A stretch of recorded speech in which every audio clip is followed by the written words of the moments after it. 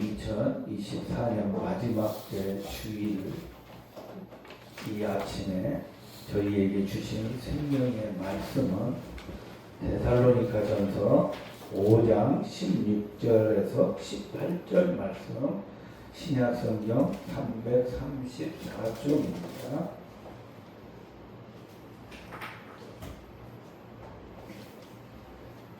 신약성경 332쪽이나 성경에 따라서 조금씩 다를 수 있는데 332쪽이나 333쪽 그쪽에 보시면 될 것 같습니다. 데살로니가전서 5장 16절에서 18절 우리가 너무나 잘 아는 말씀입니다. 함께 합독하시겠습니다. 항상 기뻐하라. 쉬지 말고 기도하라. 범사에 감사하라. 이것이 그리스도 예수 안에서 너희를 향하신 하나님의 뜻이니라. 아멘.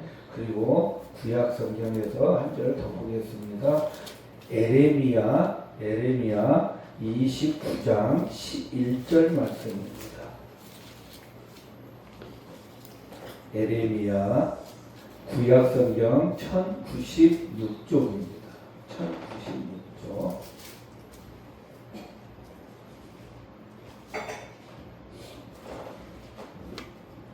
에레미야 29장 11절 말씀 우리 함께 합독하시겠습니다. 여호와의 말씀이니라. 너희를 향한 나의 생각을 내가 아나니 평안이요 재앙이 아니니라. 너희에게 미래와 희망을 주는 것이니라. 아멘. 할렐루야. 잠깐 기도하시겠습니다. 아버지 감사합니다. 오늘도 귀한 복된 주일을 우리에게 허락하여 주시고 건강 주셔서 주님 전에 나와 예배할 수 있도록 인도하여 주심을 감사를 드립니다. 이 시간 한량없는 은혜로 덧입혀 주시고 주의 말씀이 우리의 생명이 되게 하여 주시고 우리의 삶의 본질이 되게 하여 주시옵소서. 이 시간 말씀하여 주시옵소서. 저희가 듣겠나이다. 그 말씀이 우리를 살리는 역사로 나타나게 하여 주옵소서. 말씀이 먼저 일하여 주시옵소서. 이 시간 성령님 의지하고 나아갑니다. 성령님 저희를 기름 부어주시고 충만케 하여 주옵소서. 예수님의 이름으로 기도하고 나이다. 아멘. 할렐루야. 제가 24일 날 성탄절 2분 날이죠. 가장 어떻게 보면 즐거운 날이었는데 제가 허리를 다쳐가지고 가장 고통스러운 날을 지금까지 겪고 있습니다. 근데 오늘은 굉장히 많이 지금 회복이 돼가지고 이렇게 설 수도 있고 그럽니다. 그런 가운데도 정말 하나님 은혜 가운데 또 이렇게 주일을 맞이하고 또 이 한 해를 정리하는 마무리하는 그런 과정 속에서 참으로 하나님의 은혜가 아니면은 내가 2024년을 어떻게 살아왔을까 라는 생각을 해보게 됩니다. 그랬을 때 모든 것이 하나님의 은혜였음을 또다시 고백을 하지 않을 수가 없습니다. 오늘 우리는 2024년 마지막 주일 예배로 하나님 앞에 섰습니다. 시간이 얼마나 빠르게 흐르는지 실감하지 않을 수가 없어요. 뒤돌아보면은 2024년 새해 신년 예배를 드린 것이 엊그저께 같은데 이렇게 빨리 시간이 흘러가는지 정말 어떻게 뭘로 표현할 수가 없을 것 같아요. 그렇지만 올 한 해 동안 우리는 참으로 그런 시간 속에서 빨리 지나가는 그 시간 속에서도 고통의 아픔은 덜했었고 많은 어려움들이 있었습니다. 개인적으로나 우리 교회의 공동체 안에서도 여러 가지 또 각자가 다른 경험들을 통해서 많은 이야기거리들을 만들어냈습니다. 우리 모두에게는 2024년 한 해가 또한 어떤 기쁨과 승리로 가득 찬 한 해였을지도 모릅니다. 그러나 또 다른 아픔과 눈물의 한숨이 섞인 시간도 그 속에 있었습니다.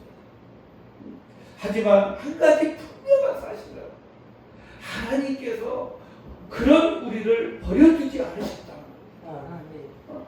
우리의 삶 속에서 늘 함께하여 주시고 그분의 은혜 가운데, 그분의 사랑 가운데 우리를 보호하시고 지도하시고 인도하여 주셨다는 사실입니다. 오늘 우리는 이것을 고백하고 감사하는 하루가 되어지기를 원합니다. 사랑하는 성도 여러분, 여기까지 온 것은요 전적으로 하나님의 은혜인 줄 믿습니다. 우리에게는 오늘 이 시간 우리의 입술을 통해서 이 고백이 나와야 됩니다. 한 해를 마무리하며 우리의 시선을 다시 한번 하나님 앞에 고정하시기를 원합니다. 오늘 말씀을 통해서 2024년을 감사로 잘 마무리하고 또 다가오는 2025년 새해를 소망으로 맞이할 수 있는 여러분들이 되시기를 주님의 이름으로 간절히 축복합니다. 먼저는 오늘 데살로니가 전서 5장 16절에서 18절 말씀을 보니까 항상 기뻐하라. 우리는 항상 기뻐해야 될 줄 믿습니다. 하나님의 자녀들, 내가 믿는 하나님이 살아계시다면 우리는 항상 늘 기뻐해야 된다. 그리고 그분과 우리는 교제를 해야 되는 거예요. 그래서 우리에게 쉬지 말고 기도하라는 거예요. 늘 그분과 뭔가를 나누어야 돼요. 뭔가 이야기를 나누고 뭔가 요청도 하고 내가 아버지 앞에 내 어머니 앞에 나아가서 엄마 뭐 좀 해줘. 이와 같이 우리 아버지와 함께 늘 이 교통하는 시간을 가져야 된다는 겁니다. 그리고 범사에 감사해요. 모든 나의 삶을 주관하고 계시는 그 하나님 앞에 감사해야 된다는 겁니다. 이것이 바로 그리스도 예수 안에서 너희를 향하신 하나님의 뜻이라는 거예요. 하나님이 우리를 통해서 이루시고자 하시는 뜻이 바로 이거라는 거예요. 우리가 늘 기뻐하고 쉬지 않고 기도하며 감사할 수 있는 삶을 살아가는 것을 원하는 게 하나님의 뜻이라는 사실입니다. 그래서 사도 바울은요, 감사의 삶이 단순히 어떤 좋은 태도의 어떤 우리들의 그런 모습이 아니라, 그리고 또한 윤리적인 그런 덕목이 아니라 바로 그리스도 예수 안에서 우리를 향하신 하나님의 뜻이라고 분명하게 말씀하고 있는 것입니다. 감사는 그리스도인의 삶으로 관통하는 핵심적인 자세예요. 우리는 우리의 자세가 늘 감사해야 된다는 겁니다. 왜 감사해야 되냐? 이게 바로 하나님의 은혜이기 때문에.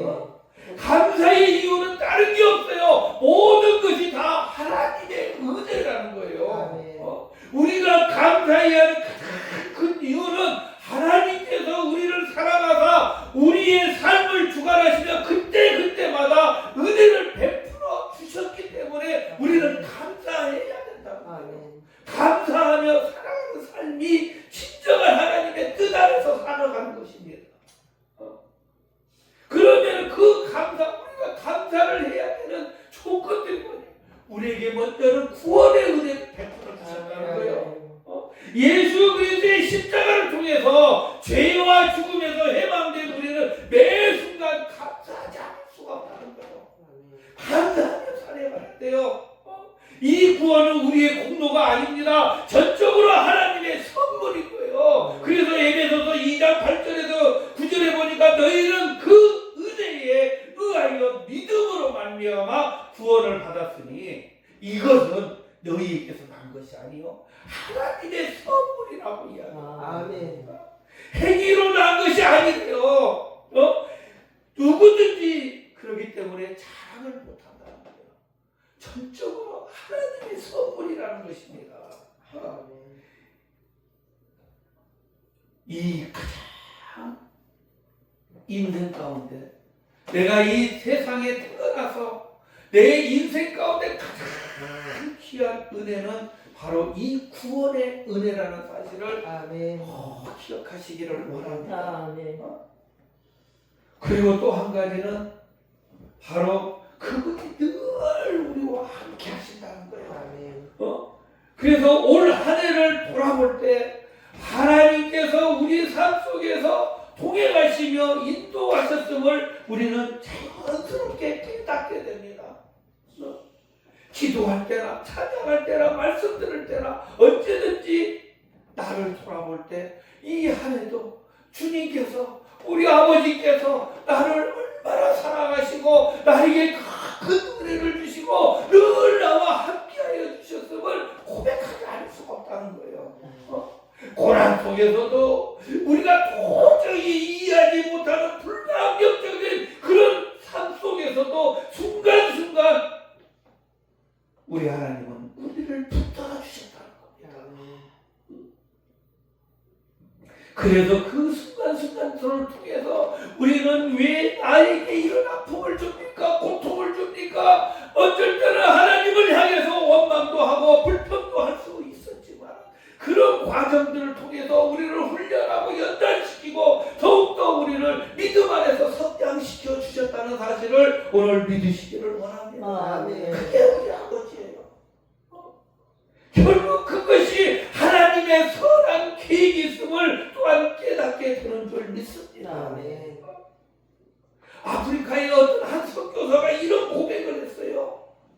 그런 극심한 도저히 감당할 수 없는 그런 오지의 생활 속에서 질병과 먹을 것이 없어서 도저히 감당 못할 때 그럼에도 불구하고 하나님께서 내게 주신 생명, 내게 생명을 주시고 복음을 전할 기회를 주셨으니 아버지 감사합니다라고 고백했다는 거예요. 그 감사, 그런 오지의 그런 환경 속에서도 감사가 나올 수 있는 진정한 영성, 바로 그 상황을 뛰어넘는 하나님의 선하심을 그 선교사는 보았다는 것입니다. 여러분, 지금의 이 아픔과 고통, 어떤 시련들 지금은 너무 크고 너무 아파요. 그러나 저 너머에 하나님께서 이미 준비하고 계신 선하신 계획들을 우리가 안다면 그건 아무것도 아니라는 거예요. 여러분, 하나님께서 준비하신 저 너머의 귀한 선물을 바라보는 눈이 열리기를 간절히 축복합니다. 그리고 감사에는 능력이 있어요. 이 감사의 능력은요, 우리의 삶을 완전히 변화시킵니다. 감사는 단순히 긍정적인 생각을 뛰어넘어서 우리의 영혼과 우리의 삶을 변화시키는 놀라운 능력을 가지고 있다는 거예요. 우리가 불평 대신 감사를 고백할 때요, 하나님은 우리의 마음에 새롭게 하십니다. 또 염려 대신 평안, 바로 빌립보서 4장 6절 7절 말씀에 아무것도 염려하지 말라, 모든 일에 감사함으로 하나님께 아뢰라고 그랬어요. 그럴 때 이 감사를 통해서 염려는 사라지고 하나님의 평강이 우리에게 임하는 겁니다. 그 평강이 오늘 우리 모두에게 임하는 축복이 있기를 간절히 축복합니다. 그 다음에 이 감사는 우리가 그냥 감사합니다 입술로 고백할 수는 있겠지만은 이게 하나쯤에 이루어지는 게 아니에요. 감사는 이 깊은 속에서 진정으로 나와야 돼요. 이 샘물이 쏟듯이 튀어나와야 돼요. 이 감사가 하루아침에 이루어지는 게 아닙니다. 한마디로 해서 내공이 있어야 돼요. 영성이 그만큼 있어야 돼요. 모든 것을 하나님의 뜻 안에서 모든 것을 하나님이 이루어졌음을 고백해야 돼요.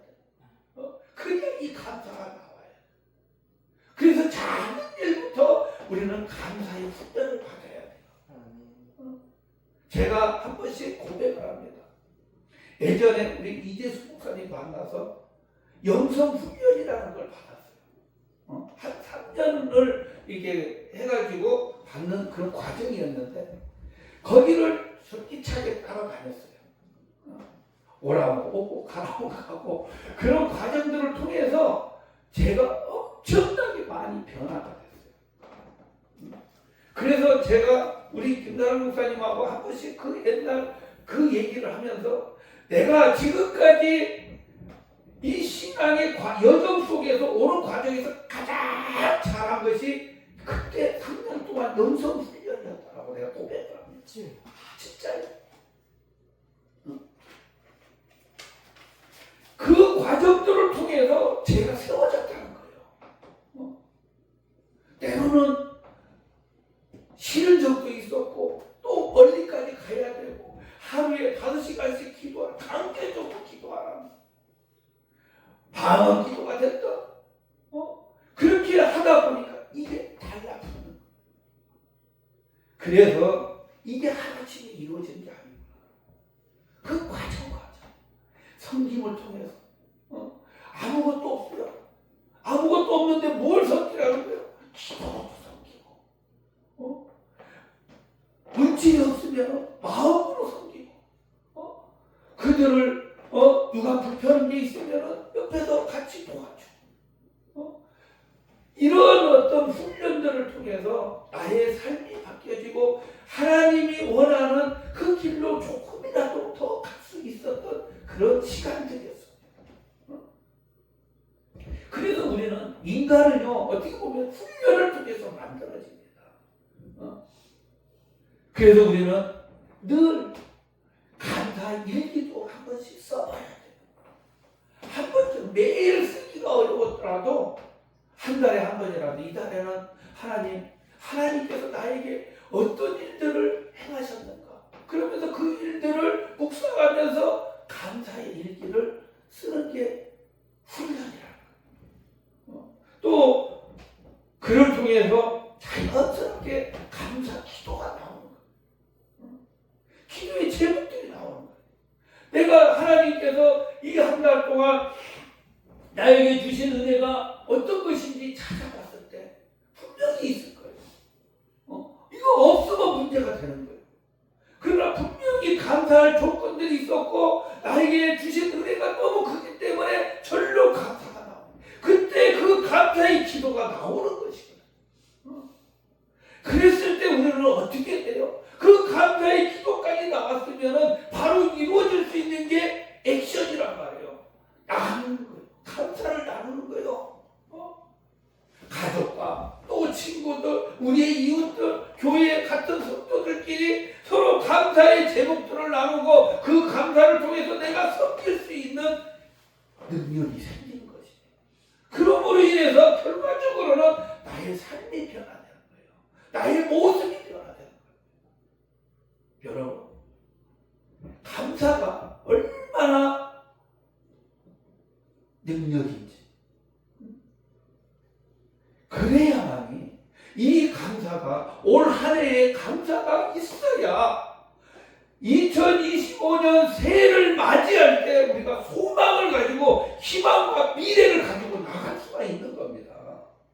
그래서 오늘 에레미야 29장 11절 말씀에 너희를 향한 나의 생각은 평안이요 재앙이 아니니라 너희에게 미래와 희망을 주는 것이다. 하나님께서 소망을 주기 위해서 그래서 소망으로 새해를 맞이하라고 말씀하는 겁니다. 에레미야 29장 11절 이 말씀은 바로 그 당시에 바벨론 포로로 끌려간 이스라엘 백성들에게 주신 하나님의 약속의 말씀이에요. 비록 그들이 현실은 암담했어요. 언제 죽을지 모르고 노예 생활, 하나님께서 그 가운데도 소망을 주셨다는 것입니다. 여러분, 우리는 이 세상을 살아갈 때 맨날 좋을 수가 없어요. 맨날 즐거울 수가 없어요. 맨날 감사하면서 살아갈 수는 없습니다. 우리의 삶 가운데 때로는 원망도 있을 수 있고 어떤 시비가 붙을 수도 있고 나를 누군가가 오해할 수도 있고 그렇습니다. 그러나 그 가운데서도 오직 우리는 십자가를 바라봐야 돼요. 저 십자가의 사랑을 바라봐야 돼요. 예수님이 왜 저 십자가를 짊어지셨는가 그것만 우리가 생각한다면 모든 것은 눈 녹듯이 사랑을 다 도울 것이다. 그분의 사랑이 위대하기 때문에 그분의 사랑만 내가 본다면 이 세상에 그 어떤 것도 녹이지 못할 것이 없다는 겁니다.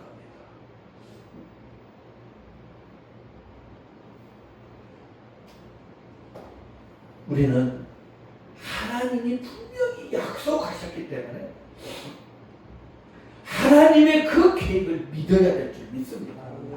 하나님의 계획은 결단코 실패하지 않는다는 거예요. 우리의 계획은, 우리의 생각은 실패하고 좌절할 수 있지만은 하나님의 계획은 절대로 실패하지 않고 망하지 않는다는 거예요. 하나님의 계획은요 언제나 평안과 희망이 그 안에 살아 역사하는 겁니다. 소망이 있는 거예요. 우리의 눈에 길이 보이지 않지만은 우리의 눈에는 도저히 어디로 가야 될지 무엇을 잡아야 될지 내 눈에 보이지 않지만은 하나님은 여전히 우리를 위해서 일하고 계시다는 사실을 오늘 믿으시기를 원합니다. 바로 그분이 나의 아버지십니다. 그분은 지금도 살아서 역사하시는 거예요. 하나님이 살아계시기 때문에 그분의 말씀은 지금도 역사를 이룹니다. 그분의 말씀은 반드시 이루어져요. 로마서 8장 28절에 보니까 하나님을 사랑하는 자 곧 그 뜻대로 부르심을 입은 자들에게는 모든 것이 합력하여 선을 이루라고 말씀합니다.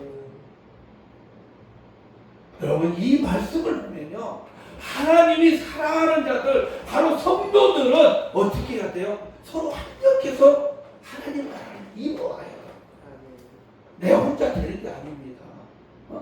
그래서 하나님의 계획 속에서 하나님의 뜻 안에서 우리는 서로가 똘똘 뭉쳐서 그 나라와 그의 의를 이루고 가는 거예요. 그 다음에 소망은요 단순히 막연한 기대가 아니에요. 하나님이 주시는 소망은요 바로 하나님을 그 약속을 믿고 우리가 실천으로 옮기는 믿음의 발걸음인 것입니다. 내가 무엇을 믿고 나아가느냐가 중요한 거예요. 하나님의 약속의 말씀을 붙들고 그걸 믿음을 가지고 나아간다면 그 안에는 반드시 하나님께서 주시는 우리에게 소망이 있다는 거예요. 그것을 이루기 위해서는 우리가 늘 기도로 준비해야 될 줄 믿습니다. 새해를 시작하기 전에 먼저 우리는 하나님 앞에 우리의 계획을 분별할 수 있도록 기도하라. 그래야 하나님의 뜻을 쫓아갈 수 있는 거예요.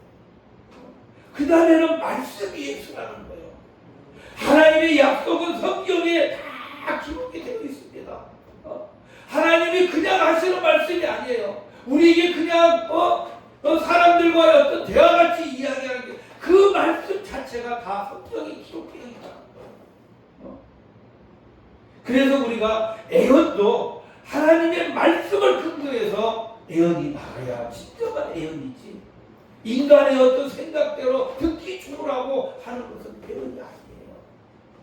그냥 사탄발림이에요. 거기에는 역사가 없습니다. 그 순간은 기분이 좋아서 갈 수 있어요. 그러나 뒤돌아서면 그것은 끝나는 겁니다.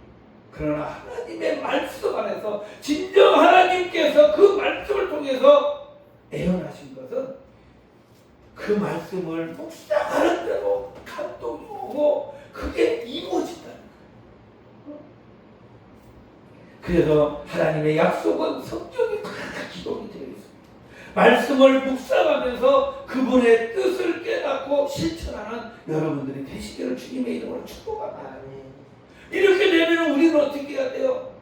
믿음이 있으면 나아가야 돼요. 실천해야